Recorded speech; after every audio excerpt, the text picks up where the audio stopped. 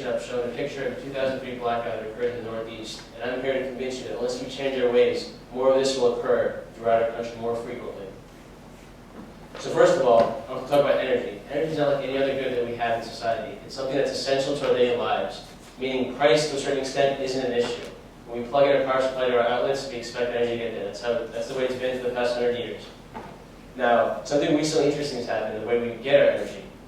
The low prices of natural gas, due to research, have caused it to become the primary source of our energy needs. A lot of people are in favor of this because natural gas is, the emissions from natural gas are less than coal, and it's cheaper, meaning we pay less for electricity. Essentially, what this is doing is all the coal plants that got started 50 years ago, they're retiring and natural gas is taking its place. A lot of politicians are in favor of this. They call it the cleaner energy solution to our problems.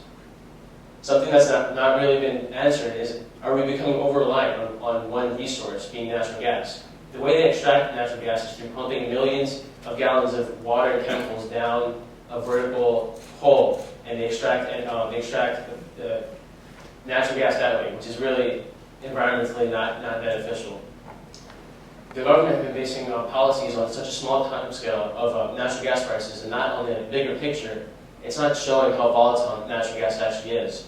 So we're putting ourselves out there for price spikes. And that's exactly what happened in New England this past winter, where demand exceeded supply, and customers in New England paid 10 times their electricity prices for a brief moment of time. A lot of people will say this won't occur in the future, but the fact is global warming is an ever-increasing subject, and it's going to start affecting us more and more in the future. So instances like this is going to start occurring more across the country, including Texas, especially Arizona and California. The only real solution we have to this is renewable energy. And currently, our political system, the government, fully doesn't support renewable energy. There's no national policy on renewable energy. Basically, individual states are volunteering on how much renewables they want and how much they want to satisfy. It's really inefficient. You have 50 plants for one country. The Department of Energy has a lot of branches and a lot of research facilities. They're all working on different ideas and different goals. They're not collaborating together to find the optimal solution for energy needs. So once again, inefficiency, not communicating well. So all of these problems, added with our old grid infrastructure, which was built 50, 60 years ago, are all going to start creating problems that will all meet around in the near future, which will cause a lot of supply scarcity. So as we get out of this economic recession and we start increasing our demand load, the supply won't be there for us, and we'll get blackouts throughout our country. So what can we do? Well, first of all, it starts with us. We got to start thinking about energy, where it comes from, and what we deem acceptable in terms of pollutants that we release into the environment. We have to change the way we think and establish new goals and demand a national plan from our government. A lot of people don't think renewables can succeed, that they can't provide all of our energy, or they're too expensive. Well, the U.S. is a big country. There's a lot of research out there, and we actually can provide all of our energy through renewables. The reason they're so expensive is because they're not providing all the subsidies like coal and gas are by the government currently, which amounts to over $500 billion yearly. So that's something that we have to start advocating.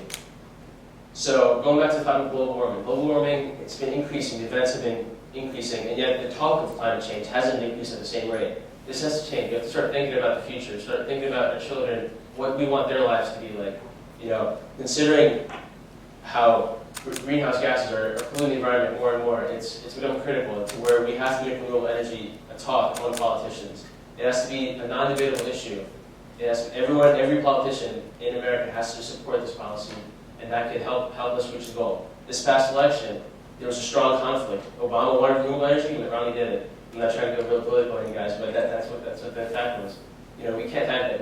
We got to be united in this. And that's the only way we can actually promote renewable energy. A great example is Germany. They have the solar radiance of Alaska, and yet they have the most solar in the world. That's because of how strong their energy policies and how united their general public is.